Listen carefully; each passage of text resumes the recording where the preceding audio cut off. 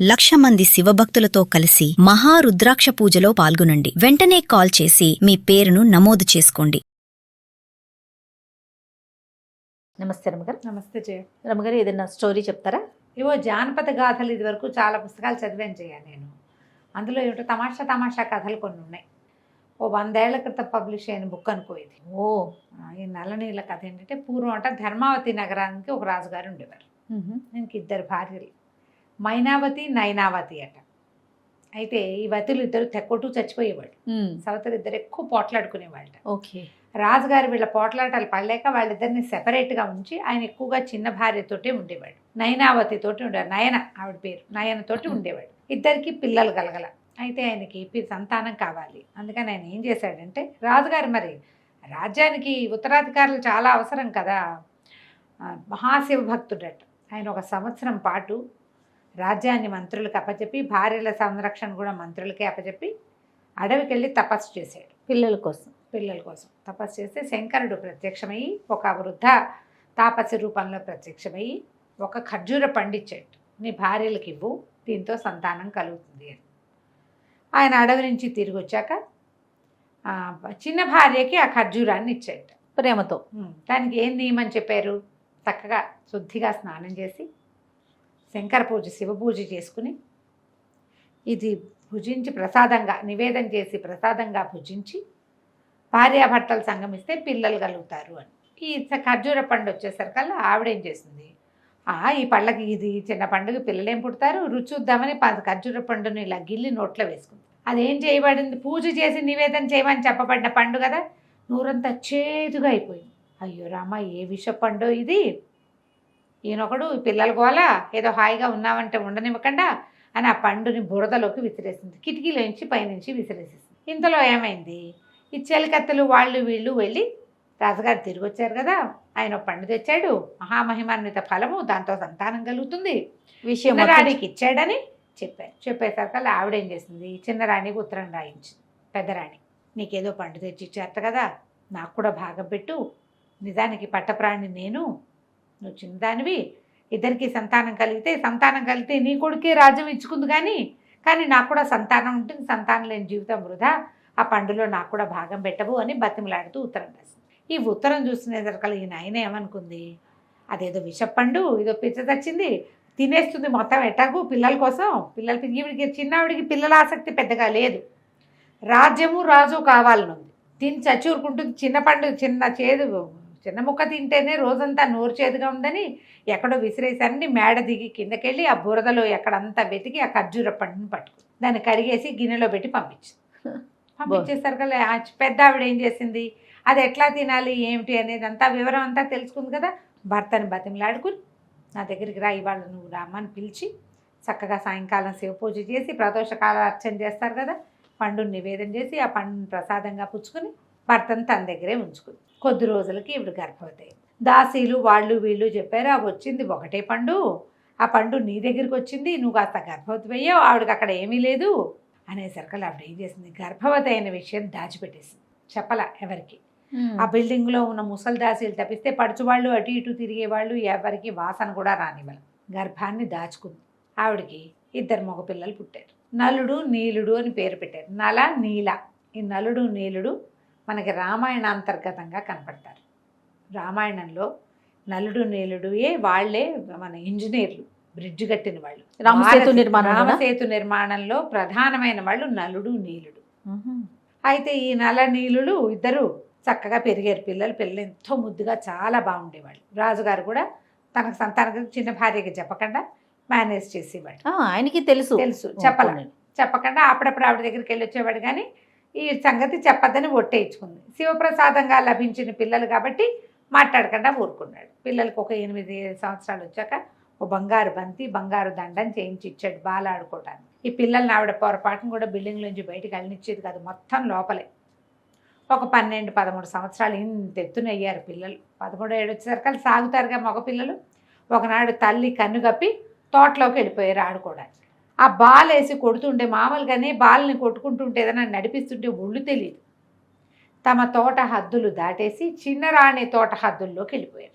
ఆ రాణి గారి పైన నిలబడి చూస్తుంది. ఎవరో ఇంతంత పొడుగున సన్నగా చువ్వలల్లే ఉన్న ఇద్దరు మగపిల్లలు తిరుగుతుండేసరికి ఆవిడకి పిచ్చి సరదా వచ్చింది. వాళ్ళని చూసేసరికి వాళ్ళు పిల్లల్లా కాకుండా కుర్రాళ్ళల్లే కనపడ్డారు. మనమే చూస్తూ ఉంటే ఒక రకం, సడన్గా మన చిన్నప్పుడు ఒక నెల పిల్లాడిని చూసి వాడికి 15 ఏళ్ల వాడిని చూస్తే ఆశ్చర్యంగా ఉంటుంది. కుర్రాడని తెలుస్తుంది, పిల్లాడు అనిపించదు. ఈవిడ కూడా అలాంటి భావాలే కలిగి దాసీలను ఎవరినో పిలిచి వస్తే ఆ బంతి లోపల లాక్కొచ్చేసేయండి అని బంతి లోపలికి తెప్పించి ఈ పిల్లలిద్దరిని లోపలికి ఆ బంతి కోసం వాళ్ళు లోపలికి వచ్చేలాగా చేసి లోపలికి వచ్చేసరికల్లా పిల్లలు ఎంత బాగున్నారో, నాకు ఇట్లా చిన్నపిల్లలంటే ఎంతో ఇష్టం, మీ వయసు మగపిల్లలు చూసి ఎన్నాళ్ళు అయింది, నాతో స్పెండ్ చేయండి అని అడిగింది. వీళ్ళు తల్లి దగ్గర ఉంటున్న పిల్లలు చిన్నపిల్లలే, వాళ్ళకి ఇలాంటి ఊహలు తెలియవు. ఇంకా వాళ్ళు తెల్లబోయి బాలు వద్దు బ్యాటు వద్దు, ఈడేంటో అసహ్యంగా మాట్లాడుతోందని అక్కడి నుంచి లేచి వచ్చేసారు. ఈవిడేం చేసింది, ఒక్క అరగంటలో ఈ పిల్లలు ఎవరి పిల్లలో తెలుసుకుని భర్త వచ్చే వేళకి బట్టలు దించేసుకుని మొత్తం ఇల్లంతా ఆగం చేసేసుకుని సిద్ధంగా ఉంది. ఎవరో ఇద్దరు అబ్బాయిలు వచ్చారు, నలుడు నీలుడుట వాళ్ళ పేర్లు. వాళ్ళిద్దరూ నా మీద అఘాయిత్యం చేయబోయారని చెప్పింది భర్తకి. ఆయన తన పిల్లలు ఇంత పని ఎందుకు చేస్తారనుకోలే, పైగా తల్లి వయసు దాంతో ఎందుకు చేస్తారు అనుకోకుండా ఒక ఉగ్ర రూపం దాల్చి ఈ పిల్లలిద్దరిని చంపేయమని ఆజ్ఞ. అయ్యో రామ్. చంపేయమనేసరికి ప్రధానమంత్రికి అప్పచెప్పాడు. ఈ పిల్లలిద్దరిని బట్టిన రాణి గోలుమని ఏడ్చి మొత్తుకుంది. ఈ మొత్తుకున్నా ఏమీ లాభం లేదు. ఆ పిల్లలిద్దరిని తీసుకుపోయారు. చెరో గుర్రం ఎక్కించి అడవిలోకి తీసుకెళ్ళి తలకాయలు నరికేయమన్నారు. గుర్రాలు ఎక్కించుకుని వెళ్తుంటే ఆవిడ ఎంత ఏడ్చిందో. తల్లి లేక పుట్టిన పిల్లలు నేను రెండో కంటికి తెలియకుండా పెంచుకున్నాను, చివరికి ఇట్లా సవితి కంటపడేసరికి ఇట్లా అయిపోయింది అని ఏడ్చేసరికి అక్కడ దాకా వెళ్ళేసరికి ఆయనకే అనిపించింది, చిన్నపిల్లలు మంత్రిక పళ్ళు కోసుకుని తినే పిల్లలు పరస్త్రీ పట్ల ఏమైనా చేసే వయసు ఏది అసలు వీళ్ళకి. అందుకని ఆయన ఏం చేశాడు, గుర్రాలతో సహా అడవిలో పిల్లల్ని వదిలిపెట్టేశాడు. మీ ఇష్టం వచ్చిన చోటుకి పోండి నాయన, ప్రస్తుతం ప్రాణాలు కాపాడుకోండి అని తనకు తెలిసిన ఒక వడ్రంగి పని వాడిని పిలిచి, వాడు మంచి కళాకారుడు, ఒరే ఈ పిల్లల మొహాలున్న పటాలు చూపించి ఇట్లా ఉన్న తలకాయలు చెక్కతో చేసుకురా అని చెప్పేసరికి అలా వాడు చక్కగా వాళ్ళ మొహాలు మెడలు కోసేసినట్టుగా ఉన్న 2 మొహాలు చెక్కతోటి చేసుకొచ్చాడు. వాటిని చూస్తే నిజం తలకాయలాగానే ఉన్నాయి. మంత్రి గారు ఆశ్చర్యపోయాడు. అమ్మో ఇదేమిటి ఇవి ఇలా ఉన్నాయంటే వాడు నీళ్లలో ముంచి చూపించాడు, ఇవి రంగేసినవేనండి, ఏం భయం లేదని. అక్కడి నుంచి ఈయన ప్రధానమంత్రి ఏం చేశాడు, ఈ 2 తలకాయలు తీసుకెళ్ళి రాజుగారికి ఆ మైనావతి నైనా రెండవది రాణి ఉంది కదా నైనా అక్కడికి తీసుకెళ్ళి చూపించేసరికి ఆవిడ ఆనందం పట్టలేక నన్ను కాదన్న వాళ్ళ శాస్త్రి ఇలాగే చేస్తానని వాటి కాళ్ళతో తొక్కి చెరువులో విసిరేయిస్తే పిల్లల తలకాయలు చెరువులో విసిరేయబడ్డాయని ఈ మైనావతి ఉంది కదా పెద్దరాణి, ఆవిడ దాసీల్ని పంపించి ఆ తలకాయలు తెప్పించుకుంటే ఆ తలలు చూస్తే వాళ్ళకి తెలిసింది, అమ్మాయి చెక్క తల్లమ్మా, ఆవిడ కోపంలోనూ ఉద్రేకంలోనూ చూసుకోలేదు, పిల్లల తలకాయలు కానే కావివి, ప్రధానమంత్రి ఏదో చేసుంటాడమ్మా, పిల్లల్ని తప్పించుంటాడు, నువ్వేం భయపడదని దాసీలు ఈవిడికి ధైర్యం చెప్పారు. ఆవిడ ఆ పిల్లల కోసం ఏడ్చుకుంటూ ఇక్కడ ఇట్లా ఉండిపోయింది. ఈ అడవిలో వదిలిపెట్టిన పిల్లలు అలా గుర్రాలు వేసుకుని ఎక్కడెక్కడికో వెళ్ళిపోయారు. వెళ్తే ఏమైంది, పెద్దవాడేమో దారి ఏదైనా కనపడుతుందేమో చూసొస్తాను, మంచినీళ్ళు కనపడతాయేమో చూసొస్తానని నలుడు కాస్త బయటికి వెళ్ళాడు, అటు ఇటు వెళ్ళాడు. ఈ నీలుడు ఏం చేశాడు, చీకట్లో కూర్చొని భయం వేసింది వాడికి. భయం వేస్తుంటే ఇంకా శివుడిని ప్రార్థించడం మొదలుపెట్టాడు. శివ ప్రార్థన బాగా అలవాటు చేసింది. ఈ శివుడు రాత్రి 12 గంటల వేళ భగవంతుడు ఏం చేశాడు, పరమేశ్వరుడు శ్మశానవాసిగా తిరుగుతూ ఉంటాడు కదా, ఈ పిల్లాడికి సంతోషాన్ని కలిగించడం కోసం ఒక వెలుగుని సృష్టించి పంపించాడు. అక్కడ అగ్ని మంట కనపడేసరికి ఆ పిల్లాడు చలిగా ఉంది, వెలుగు కావాలని దాని మీద ఆ చితుకులు ఈ చితుకులు వేసి మంటని పెద్దది చేశాడు. మంట పైకి లేచేసరికి అలా ఒకటి చెట్టు కింద కూర్చున్నాడు. ఆ చెట్టు మీద పగిడి కంటెలు అని రాస్తారు, 2 పిట్టలు పైన బంగారు రంగులో ఉంటాయట. చెట్టు మీద కూర్చుని ఆ పొగకి వాటి కళ్ళు పోయినాయి. అయ్యో పోయేసరికల్లా ఆడ పగిడి కంటే ఏం చేస్తుందంటే ఆ నిప్పులోకి దూకేస్తూ, ఈ దుర్మార్గుడు ఎవడో ఈ పని చేశాడు, నన్ను తిన్నవాడు 12 ఏళ్ళు నానా కష్టాలు పడతాడు అని నిప్పులోకి దూకేసి, మొగది మాత్రం ఏమందిట, నువ్వు నేను ఓసారే చచ్చిపోయే అవకాశం ఇచ్చిన వాడు ఎవడో బంగారు కొండ, నన్ను తిన్నవాడు రాజు అవుతాడని నిప్పుల్లోకి దూకింది. ఈ పైనుంచి నిప్పుల్లో పడ్డ ఈ 2 పక్షుల్ని చూశాడు ఈ పిల్లాడు. ఇక్కడ కూర్చుని ఉన్నాడు కదా నీలుడు, వాడేం చేశాడు, అబ్బో చక్క వాటంతా అవే పడ్డాయి, ఆహారం సరిపోతుందని ఆ కాలిపోయిన పక్షి పై ఇదంతా ఈకలన్నీ తీసి బాగా పక్వంగా అయిన ఆడపక్షి మాంసాన్ని వాడు తిన్నాడు. మగ పక్షిని అన్నయ్య కోసం అట్ట పెట్టాడు నలుడికి. నలుడు అదంతా తిరిగి వచ్చి వాడు వచ్చి కూర్చుని తిన్నాడు. ఇద్దరు ఆ చెట్టు బోధక అనుకున్నారు. ఆ వెలుగు కనపడుతూనే ఉంది, నిద్రపోతున్నారు. తెల్లవారుజామున వీడికి దాహం వేసి చిన్నోడికి పెద్దవాడికి. అదే బయటికి వెళ్ళి వచ్చాడుగా మగపక్షిని తిన్నవాడికి నలుగురికి. దాహంగా ఉంది. దాహం వేస్తుంది. సరే ఏం చేశాడు, లేచి మరి మంచినీళ్ళు తాగొద్దామని ఎక్కడున్నాయో నీళ్లు వెతుక్కుంటూ పోయాడు. దారి తప్పేశాడు. నడిచి నడిచి నడిచి నడిచి ఒక గ్రామపు శివార్లకి చేరాడు. చేరితే ఆ గ్రామం ఒక నగరానికి మొదటిది. అది బేబంది నగరం అని ఒక నగరం అట. ఆ నగరానికి రాజుగారు చనిపోయాడు. రాజుకు ఒక కూతురు ఉంది, సుజన, ఆవిడ పేరు సుజన అబాయోను ఏదో రాస్తారు. అయితే వాళ్ళు ఏమనుకున్నారు, ఈ రోజున నగర ప్రవేశం చేసిన వాడిని రాజును చేసుకుందాం అనుకున్నారు. ఈ కథలు చాలా వింటాం మనం. అవును. అయితే ఈ పిల్లాడు ఏం చేశాడు, నగరంలోకి ప్రవేశించేసరికి అలా గ్రామం కనపడేసరికి వాడు తమ్ముడిని మర్చిపోయాడు. వెళ్ళొచ్చులే అనుకున్నాడు. లోపలికి వెళ్ళాడు. లోపలికి వెళ్ళేసరికి అలా సరే అంతా దండోరాలు అవి వినపడుతున్నాయి. తర్వాత ఏమో ప్రజలు చాలామంది నడిచొస్తున్నది కనపడుతుంటే ఈ పిల్లాడు ఆ ఊరేగింపుగా వస్తున్న దానికి ఈ నలుడు ఎదురెళ్ళాడు. వెళ్ళేసరికి ఆ పెద్ద భద్రగజం ఒకటి నడిచొస్తుంది. చూస్తూ ఉంటే ఆ భద్రగజం ఏం చేసింది, దాని మీద ఒక దండ వేశారు. ఆ దండ ఎత్తి ఈ నలుడు మెళ్ళ వేసి వేయంగానే అందరూ ఆశ్చర్యపోయారు. ఆహాహా అని చప్పట్లు కొట్టారు. ఈ అబ్బాయి తెల్లబోయాడు. ఈ కుర్రాడు రాజకుమారుడి బట్టల్లోనే ఉన్నాడు. ఒక రోజేగా అయ్యింది వాళ్ళు ఊరి నుంచి వచ్చి. 14 ఏళ్ల వాడు. ఆయనకు రాజుగారికి ఉన్న కూతురు ఒక 8-9 సంవత్సరాల పిల్ల. ఆ పిల్లని ఇచ్చి పెళ్లి చేసి ఇతన్ని రాజుని చేసేసుకున్నారు. రాజుని చేశారు. ఈ అబ్బాయికి 14 ఏళ్ళ 9 ఏళ్ల పిల్ల. ఆ పిల్ల వివాహం అయిపోయింది. రాజునిగా ఉండిపోయాడు. చేసేసారు వాడిని. ఆ రోజే పట్టం ఎక్కిచ్చేశారు. ఈ లోపల ఈ నగరంలో ఈ అడవిలో ఉండిపోయిన నీలుడు ఏం చేశాడు, పొద్దున్న లేచి చూస్తే అన్నయ్య కనపడక సరే ఏం చేశాడు, తన గుర్రము ఉంది, అన్నయ్య గుర్రము ఉంది. ఆ గుర్రాలు రెండింటిని చేత్తో పుచ్చుకుని ఒక గుర్రం ఎక్కి రెండవ గుర్రాన్ని తన వెంట పెట్టుకుని నడిచి వెళ్ళటం మొదలుపెట్టాడు. ఆ దారి బేబంది నగరానికే దారి తీస్తుంది. ఓకే. ఆ నగర శివార్లు కనపడ్డాయి, గ్రామ శివార్లు నగర శివార్లు కనపడ్డాయి. సరే ఆ నగరంలోకి వెళ్ళాడు. ఎక్కడో కనపడతాడేమో అని. ఏమైంది, అన్న గ్రామాన్ని ఆ నగరాన్ని ఆనుకుని ఉన్న గ్రామం ఉంది కదా, ఆ గ్రామంలో ఒక రైతువి 2 గుర్ర పిల్లలు పోయినాయి కొంతకాలం క్రితం. ఈ వీడు పట్టుకొచ్చిన 2 గుర్రాలు వాట్లాగా కనపడ్డాయి. దాంతో ఆ రైతు, ఇదిగో నా గుర్రాలు ఇవి నావే, నిరుడు ముందరేడు పోయినాయి, ఈ సంవత్సరం పెద్దవైపోయినాయి, వీడు పెద్దవి చేశాక ఈ నగరంలోకి తీసుకొచ్చాడని వీడిని పట్టుకునేసరికల్లా సరే గుర్రాల దొంగ దొరికాడని గందరగోళంగా పట్టేశారు. రాజు పట్టొచ్చారు, వాళ్ళు వచ్చారు, వీళ్ళు వచ్చారు. కొత్తగా రాజు అయ్యాడు కదా, ఈ కొత్త రాజు అయిన వాడు ఇక తమ్ముడు మాట జ్ఞాపకం లేదు ఈ గందరగోళంలో అతనికి. ఒక గుర్రాలు దొంగతనం చేసి 2 ఏళ్ల క్రితం దొంగిలించిన వాడు ఇప్పుడు పెద్ద గుర్రాలను వేసుకుని నగరంలో అమ్మడానికి తీసుకొచ్చాడని అభియోగం తెచ్చారు. తెస్తే గుర్రాల దొంగని జైల్లో బారేయండి అన్నాడు. ఆ దొంగని చూడలా. వీళ్ళేమో పట్టాభిషేకము వివాహ మహోత్సవం హడావిళ్లలో ఉన్నారు. అప్పుడే అయ్యింది పెళ్ళి.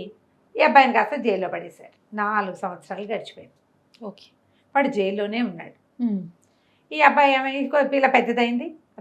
యువరాణి 19 ఏళ్ళ 10 ఏళ్ళ ఉన్నాయి కదా పెళ్ళి, పెద్దదైంది. ఈయన ఇంకొంచెం పెద్దవాడు అయ్యాడు. సరే ఏదో పుంసమనం అవి ఇవి కథలు జరిపితే ఏమైంది, ఆ అమ్మాయి ఏమంది, మా నాన్న వివాహం అప్పుడు నాకు రత్నాల హారాలు అవి చేయిస్తామన్నాడు.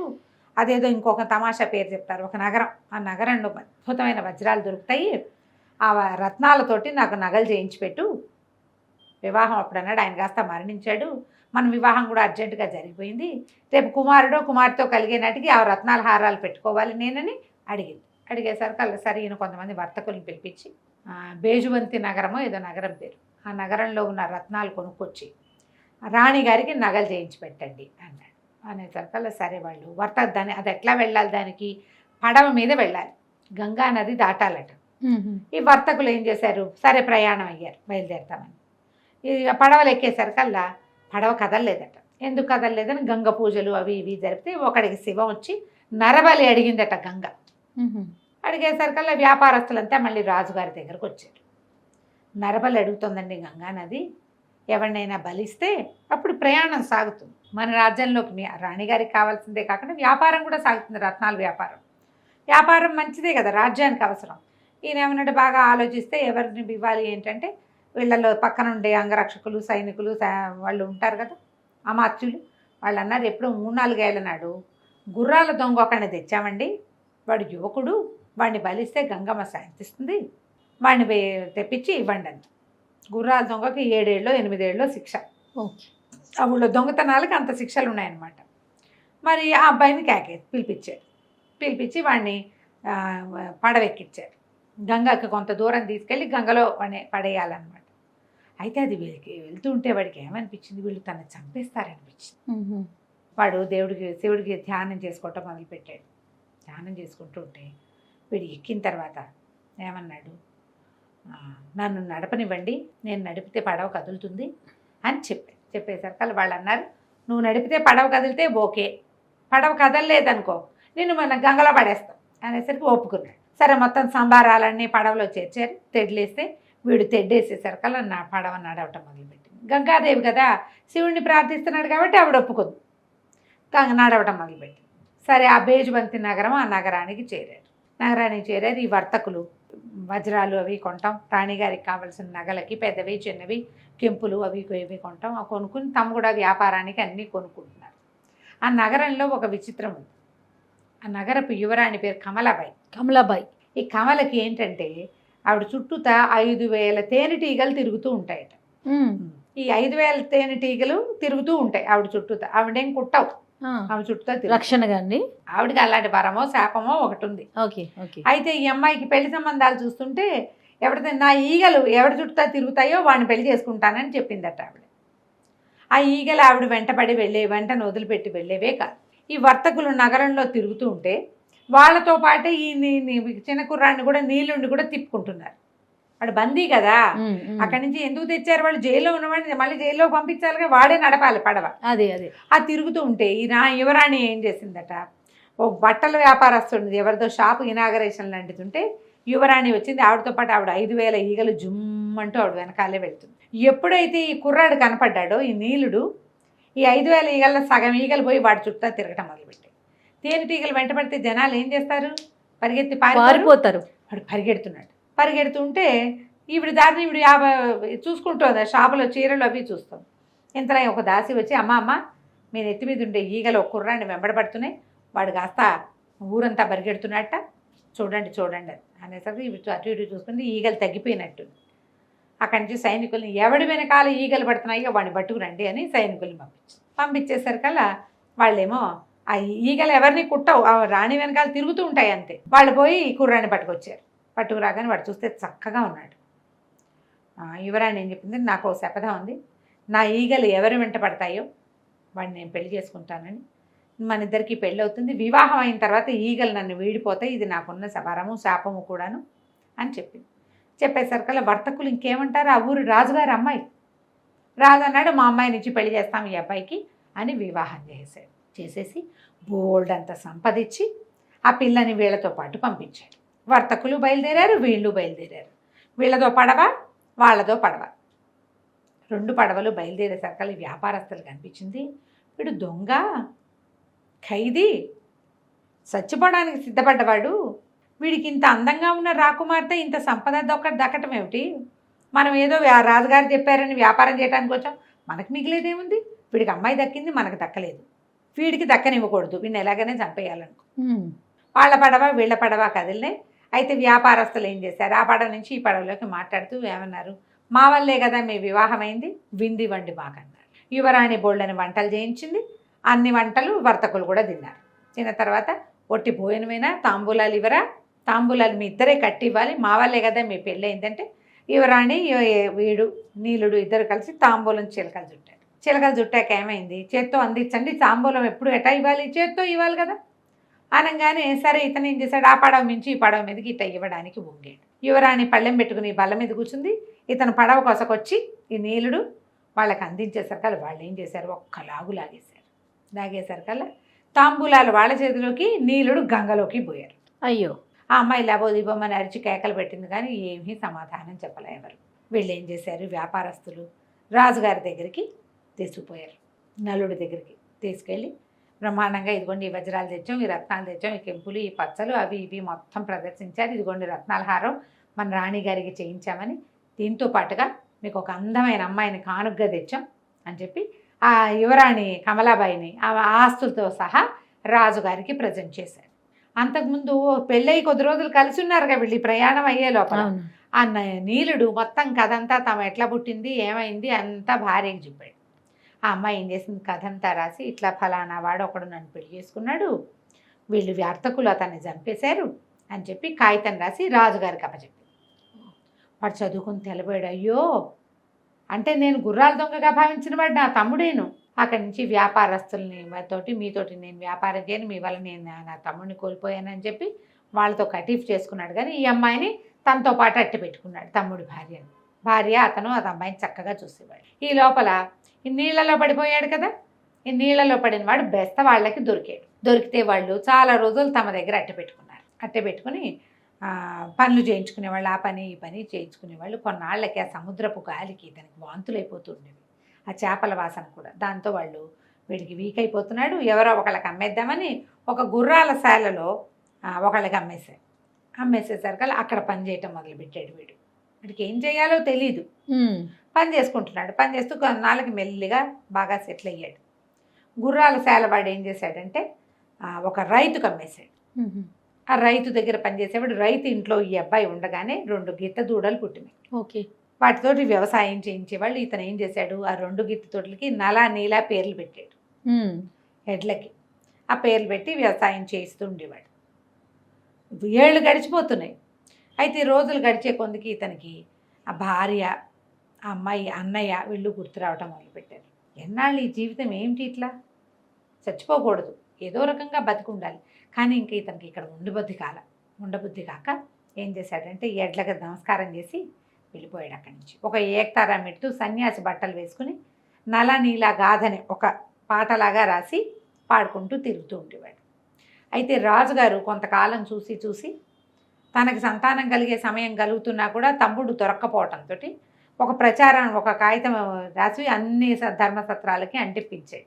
ఎవరైతే నలనీల కథని పాడతారో, తెలుసున్న వాళ్ళు ఉంటారో వాళ్ళని నా దగ్గరికి తీసుకురండి, ఈ ప్రత్యేకమైన గాథ తెలిసిన వాడు ఎవడైనా ఉంటే అని. ఈసారి ఏమైంది, ఇతను ఏకతారా మెట్టుతో ఆ పాటలు పాడుతూ తిరుగుతూ ఉండేవాడు. ఈ తిరుగుతూ ఉంటే ఒకరోజు మళ్ళీ బేబంది నగరానికి వెళ్ళాడు. వెళ్ళేసరికల్లా ఆ సత్రంలో ఒక కాగితం అంటించు.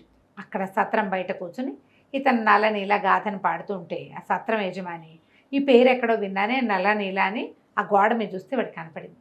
అబ్బో, రాజుగారు చెప్పింది ఇతని గురించి అయ్యి ఉంటుంది, ఈ పాట పాడేవాడిని ఎవడో తీసుకురమ్మన్నారని వీడిని మోసుకుని తీసుకుపోయారు. తీసుకెళ్ళేసరికి అక్కడికి వెళ్ళేసరికి అక్కడ మొత్తం పాట అంతా పాడేసరికి రాజుగారు వెంటనే అప్పటికి ఎన్నేళ్ళు గడిచిపోయినాయో, అవును, పెద్దవాళ్ళు అయిపోయారు. 13-14 ఏళ్ల వయసులో విడిపోయారు వాళ్ళు. ఏ 10 సంవత్సరాలు 12 సంవత్సరాల్లో గడిచిపోయినాయి. సరే, అతను లేచొచ్చి తమ్ముడిని కావలించుకుని, నీ భార్య కూడా నా దగ్గరే ఉంది, నువ్వేమీ నష్టపోలేదు.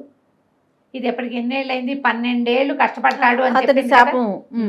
ఈ 12 సంవత్సరాలు అన్నతోటి సెపరేట్గానే ఉన్నాడు.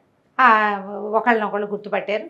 సరే, అతను ఏం చేశాడు, తమ్ముడికి స్నానం చేయించి అన్ని చక్కగా దగ్గర చేసి మనం ధర్మావతి నగరం మీదకి వెళ్దాం, మన తండ్రి ఎలా ఉన్నాడో చూద్దామని చెప్పి మొత్తం చతురంగ బల సమేతంగా ధర్మావతి నగరం మీదకి దాడి చేశాడు. ఆ నగరానికి రాజు తమ తండ్రి కదా, అక్కడికి వెళ్ళి చూస్తే వాళ్ళకి సంతానం లేదు, తల్లి మాత్రం బతికే ఉంది. ఈ తన సవితల్లిని శిక్షించి తండ్రిని మాత్రం క్షమించారు. ఆమె చెప్పిన మాటల వల్ల కదా ఈయన ఇలా అయింది. అదే. ఆ తర్వాత వీళ్ళిద్దరూ చెరువు నగరాన్ని ఏలుకున్నారు. ధర్మావతి నగరాన్ని కూడా వాళ్ళిద్దరే చెరిసగము చేసుకుని హాయిగా ఉన్నారు. కథ కంచికి మనం ఇంటికి. అన్ని ట్విస్టులే. నమస్తే రమ్మగారు. నమస్తే.